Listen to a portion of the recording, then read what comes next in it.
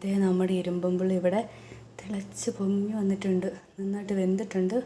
ഉപ്പൊക്കെ നന്നായിട്ട് പിടിച്ചിട്ടുണ്ട്. ഇനി കുറച്ച് നേരം അതവിടെ ഇരുന്ന് നമുക്കിത് അച്ചാറിടാനോ ഇല്ലെങ്കിൽ മീനിന് ഒക്കെ കൂടെ ഇടാനോ ഒക്കെ യൂസ് ചെയ്യാം. അല്ലെങ്കിൽ ഉപ്പിലിട്ട് കുറച്ച് കാന്താരിയും ഇഞ്ചിയും അങ്ങനെ എന്തെങ്കിലും കൂടി ഇട്ട് സൂക്ഷിച്ച് വെച്ചിട്ട് ചോറിന് കൂട്ടാനൊക്കെ നല്ലതാണ്. അപ്പോൾ ഇത് എല്ലാവരും ട്രൈ ചെയ്ത് നോക്കുക കേട്ടോ.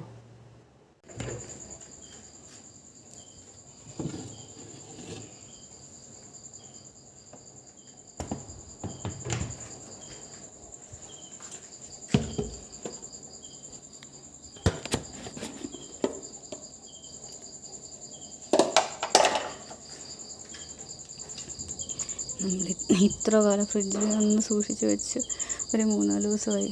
മറ്റേ ഇരുമ്പൻ പുളി കണ്ടില്ലേ, ഇതിന് വെള്ളമൊക്കെ ആയി ഒന്ന്. അപ്പം ഇങ്ങനെ സൂക്ഷിച്ച് വെച്ചിട്ട് നമ്മൾ എന്തിനെങ്കിലും എടുക്കണത് ഇത്ര നല്ലതല്ല അല്ലേ. എടുത്ത അപ്പത്തന്നെ അച്ചാറോട് ഇല്ല കറിയൊക്കെ എന്തെങ്കിലും ചെയ്യണം.